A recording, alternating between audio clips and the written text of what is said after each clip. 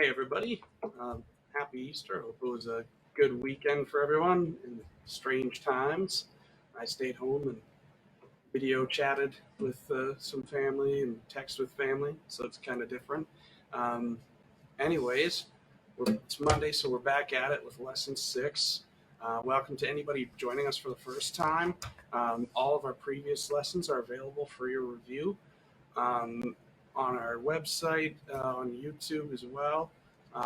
Links to that are on faders.ca. And welcome back to everybody joining us. Today we're going to take a look at a couple of more techniques. Last week was hammer-ons and pull-offs. This week we're going to be doing how to slide between notes and how to bend, which can be a little bit scary for some people who may or may not have snapped strings in the past. I'm Anthony. I'm Jordan. And let's get started.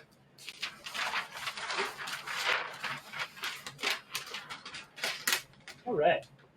So we're going to start off with slides. Now, what is a slide?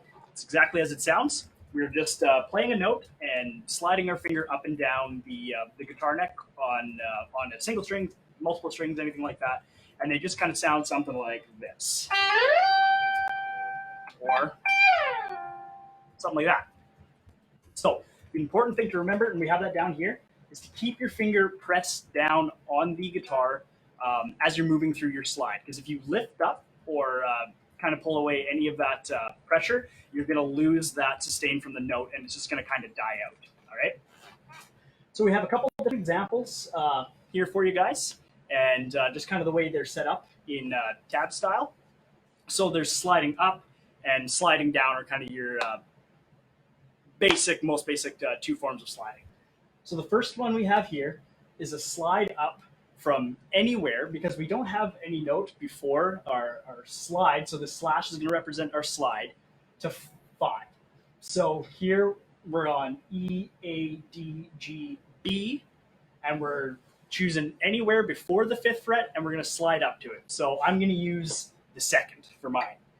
So I'm going to take my finger. I like to use my 2nd finger for slides. You can use whichever one you're most comfortable with. So I'm going to start on the 2nd. I'm pushing down. I pick that note, and then I slide up to the 5th fret. So I did lose a little bit of the sustain there just because I kind of held the note, so I'll just do it a little bit quicker here. Right, so I'm keeping that pressure down and getting that note, and we're hearing that slide throughout. And because we don't have anything before it, again, you can choose wherever. And the idea is just to do it quickly so that it doesn't really affect where you start or anything like that. So I can just kind of like that, right? So then the next one we have here is a 3 to 5. So same idea, but now we have a point where we're going to start and then a point where we're going to end. So we're starting on the 3rd fret and we're sliding up to the 5th. So same idea. We're going to do the B string, starting on the 3rd fret, and then we're just going to slide up to the 5th. So do that one more time for you. 3rd, sliding to 5th. Excellent. So now the next one we have is going the opposite way. We're going to be starting high and going low. So here we're starting on the 8th fret and we're sliding down to the 3rd. And you can see how the slash is in a different direction, right? The common sense will tell us because, this fret is higher up on the guitar that we're going to be moving down, but it will follow that for you. So we're going to go 8 to 3. So find my 8th fret, and same idea. I'm going to slide down to the 3rd now. All right, we'll do that one more time for you. Starting on 8th fret, we're still on the B string. We're picking the B string there while we're on the 8th, and sliding down to the 3rd. Excellent. Now the last one we have here for you is the opposite of what we did the first time. So we're starting 5, and we're going to slide down to anywhere. We're just moving the note down, just getting that slide. So we're going to start on the 5th, pick that note, and just slide it away. And typically you want to kind of try to mute your note after you slide away to kind of kill off any sound after that. So there's different ways to mute. What I tend to do is just use my hand, my picking hand, to just place it on the string so I'm done. So kind of like that. right? So we have the same thing down here. This is the Pro Tab style up here. So we have the little loop, which you'll see in some cases. And then this is just your standard tab style. So they're very similar. The SL might be included, just slide, just shorthand form for slide. So, and again, very important to remember to keep your finger pressed down, because if you lift that pressure off at all, you're going to lose that note, right? So it takes a little bit of practice. You'll probably miss a couple times until you find it. Your ear will start to find the notes that you're looking for when you're sliding. And you'll be able to do it without looking. But for when you're starting, you might, go too far, not far enough. Totally natural. So our next one here. All right. So now we have bends. So what bending does is, we've kind of talked in the past when using capos or playing strings. What we're actually doing is we're shortening the length of a string, right? Or at least changing the length of the string. So when we're bending, we're actually, again, changing the note on the string itself. So important when you're starting, use 3 fingers to bend. So what I like to do is these 3 here. So I'm going to be using my 3rd finger to actually bend the string, and then I'm using the other 2 as kind of support. So if I just pick any note here and I'm going to bend, you see I have my fingers kind of all together and I'm bending like that. All right. Now we're looking to actually change that note a varying degree of steps depending on the kind of bend we're going to do. So there's full bends and half bends, and we'll go through that here. As you see, we have a couple fulls and a couple halves. So a full bend means you're actually bending that note or changing it a full step. So the way that relates to a guitar is it's 2 frets. So in this case, we have E, A, D, G. So we're going to be on the G of the 5th fret. So that's where I am. The note I'm trying to achieve when I'm doing a full bend is 2 frets up. So I'm trying to go basically 5, whoops, get some sound here, 5 to 7th fret. So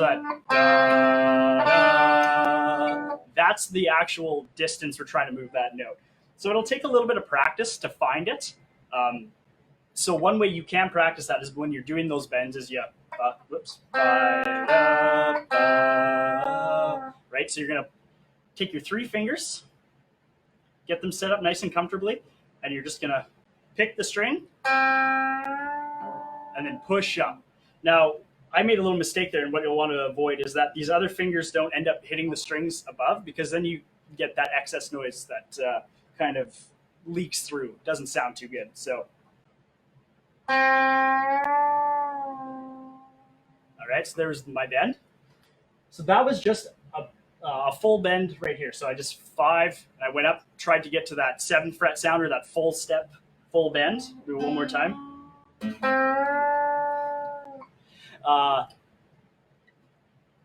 So we did have, on that note, I saw Anthony do the acoustic. The bend, somebody asked me if it's just an electric guitar thing or an acoustic guitar thing as well. It's harder on acoustic, generally speaking, because acoustic guitars have they're usually strung with heavier gauged strings, which have more tension to them. So when it's more tense, it's harder to bend, but not impossible. Whereas the slide that we were talking about a few minutes ago, it's super common on acoustic as well as electric. Yeah. Yeah, that's good. Sorry. No worries. So that was our full bend. Now here we have, and that's represented down here in the tab form, and then this is the Pro Tab, right? So just 5, bend 7. So this right here, this 5B7, is exactly the same as what we have here, 5 full bend. This 7 is representing the note you're trying to achieve, right? That's not bend the 5, then play 7. It's 5 bending up to that 7th, or the note that would be on the 7th fret.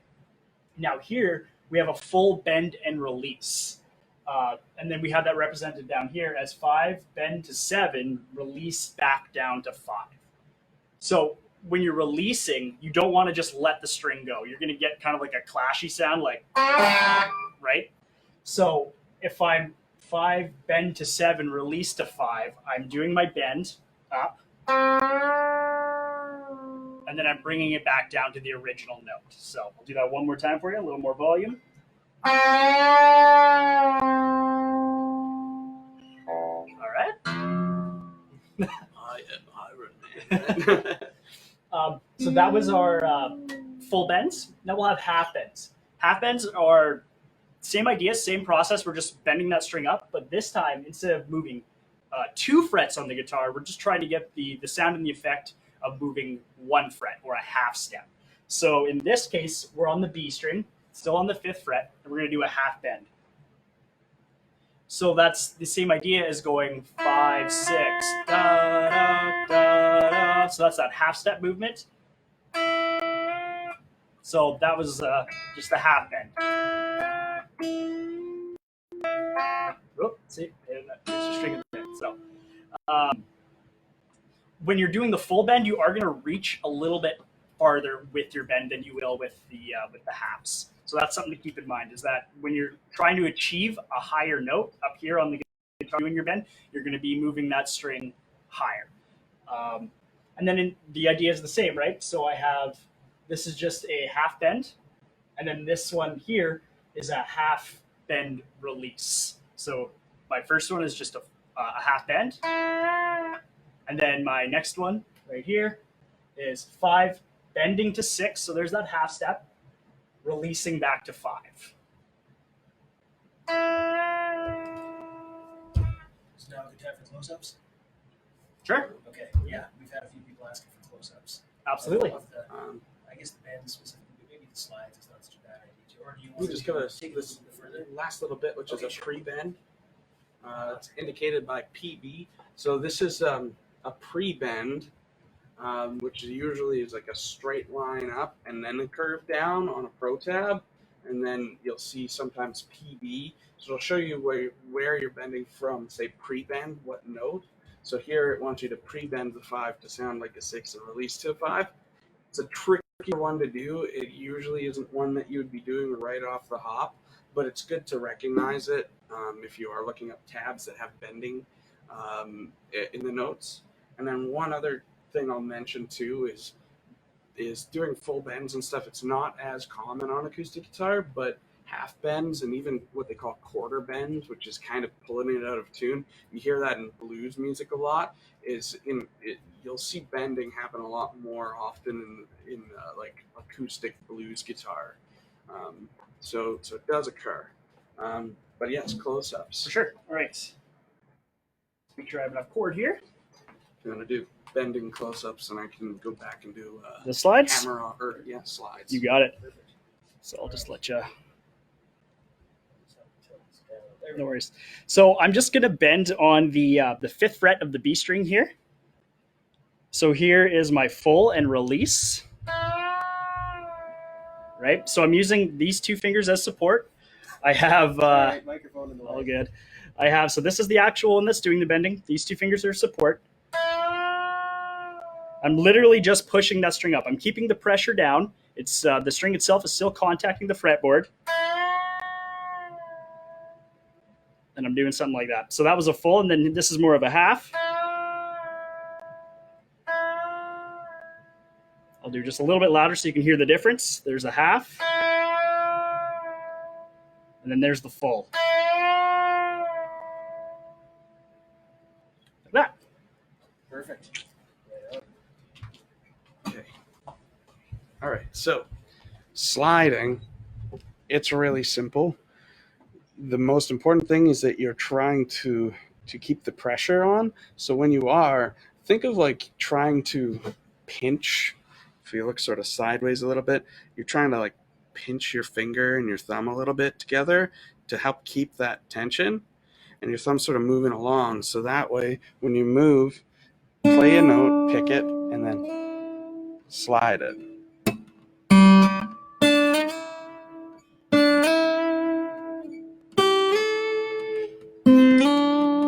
So that's sort of sliding, picking a note and sliding. Whereas sliding in, it kind of comes from nowhere. So your finger's kind of poised, and like the moment that you pick, you slide to the note that you're sliding into. And then the opposite sort of for sliding out of a note to nowhere. You kind of just, you slide down, and what I do usually to mute, it'll be a bit of a combination of sort of resting my hand on here and also sort of taking my hand off of the, like the pressure of my hand off of the string. Because what happens is when you slide, if you don't maintain pressure, it becomes dead, and then you just don't have the note. So the most important thing is that you're keeping that pressure. I don't know if, let's see here. So you usually can, slides, like the slides people are going to be doing are probably like 1 or 2 fret slides and be doing it, right? yeah, but really good at practice though actually is just taking your finger and try to do that, like that 70s show sequence. It's a good way of building calluses too, right? Yeah, because you just try to keep that pressure going over all of those frets. Yeah. So that you don't lose that note. So you can actually practice sliding all the way up and down. It's a really good practice for keeping contact. Perfect. So slides and bends are really nice for adding just like some extra effect into what you're playing. So for example, if I was just to do, all right, so I was went second, fourth, and open. All right, sounds good. Or I could slide that. Right, so it just kind of keeps things smooth and adds a little bit more flavor to it. So we're going to take a look now at our back in black. We can add the bend in the riff. So you might notice on the PDF itself that there is just a typo with this riff. There's just a couple of the numbers that are wrong, and we'll rectify that as soon as we can for you guys. But the way we have it here is the way you want to play it, and the way it's been presented to you guys in the older PDFs is the proper way. So you'll see here that this is our first of the riffs that come after the chords in back and black. So we have 3 pull off, 3 pull off, and we have a little half bend in here into an open pull off. All right. Basically, it's just the pro way of writing it. You bend and release to that note and then pull off of it. Right. So I believe in just like a regular tab, it wouldn't even have the ghost note. Some of them, it just Depends on. It just depends. If you're pulling off, it shows it in pro tab usually. Okay. Yeah. See, look, I'm learning too. So, yeah. And then here on the last riff, we have the 7/4, 7/5, 7/6, 7/7, and then we're going to do that slide down, right? Because our slash is going downwards off to nowhere. So it doesn't matter where we end up. We're just looking for that slide effect, and then we're going to meet the note. So we'll play through it nice and slow for you guys. So again, we have our E minor for 1 to start.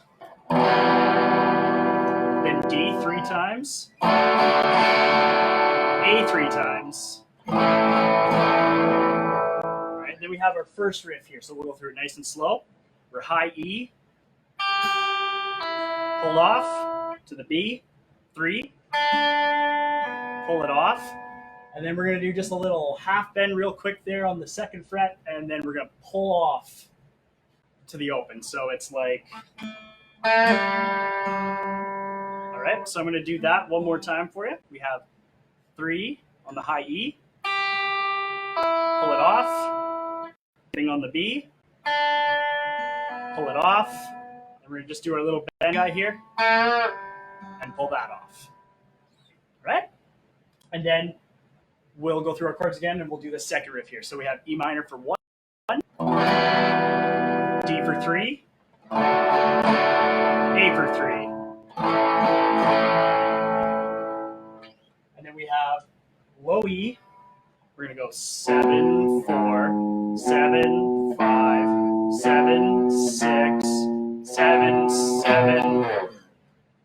And then we just slid that down and killed the note. So we'll try that one more time. Yeah, 7, 4, 7, 5, 7, 6, 7,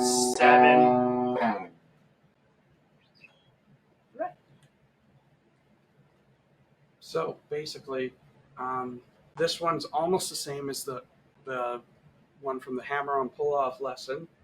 The only difference being that bend in there.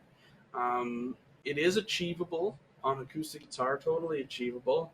But learning how to bend is a little bit tricky at first. So if you find that challenging, you can practice it separately and still play that first whole riff sequence with just the pull off lick version of it. And that's totally acceptable too. This one almost didn't change at all, except there's just that little slide at the end of it.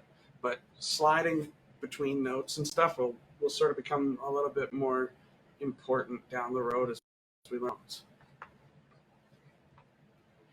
Anyways, I guess if anyone has any questions or wants us to go back over something, we're aiming for that. Patrick Mandrick has asked, are pitch harmonics related to bending and sliding? And how so? They're not related, but you can do them at the same time. A lot of people, when they do pinch harmonics, well, first off, I guess to sort of explain the pinch harmonic real quick. Pinch harmonic is when you're picking a note and trying to. It's almost virtually impossible on an acoustic. Usually, it works better on a highly distorted electric guitar. Yeah, they're that really squealy sound. You get a lot of metal. But yeah, Zach Wilde from Zach Wilde. Yeah. Yes. If you've ever heard Zach Wilde play guitar, you've heard pinch harmonics. Yeah, he was described in, I think, Guitar World as a master of the pinch harmonic technique. There you go. I wonder if there was a trophy with that. I think there was. I don't know.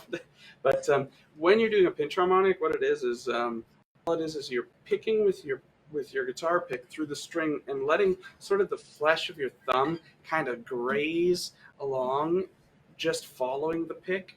And what it does is it turns the note harmonic, whatever note you're picking, harmonic, and gives it this really cool high-pitched sort of sound. Now, to that, you can do like bends and you can do vibrato.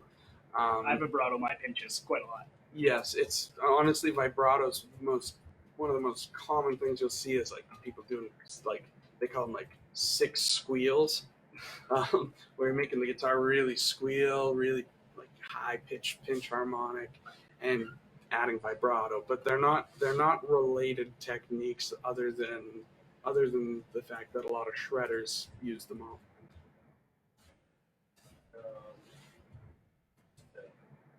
Guitar player for acoustic harmonics. Ah, yes. Bell style.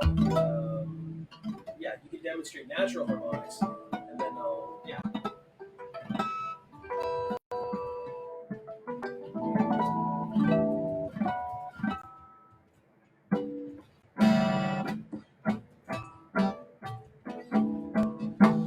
Yes. But okay, what I was just doing was bell harmonics, which it's really hard to show, but I'll try to show it through the magic of video. So when you're doing a bell harmonic, it's like there are 3 really hot spots on it.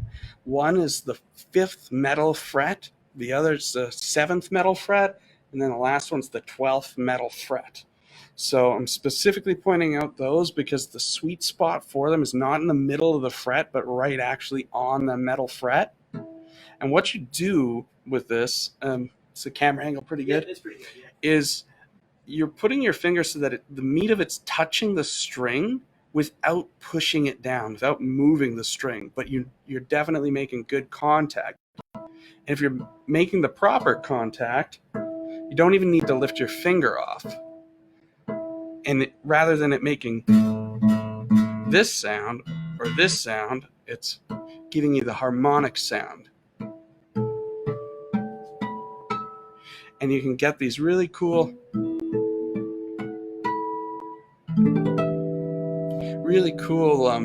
well, they call them bell harmonics. They sound like a bell.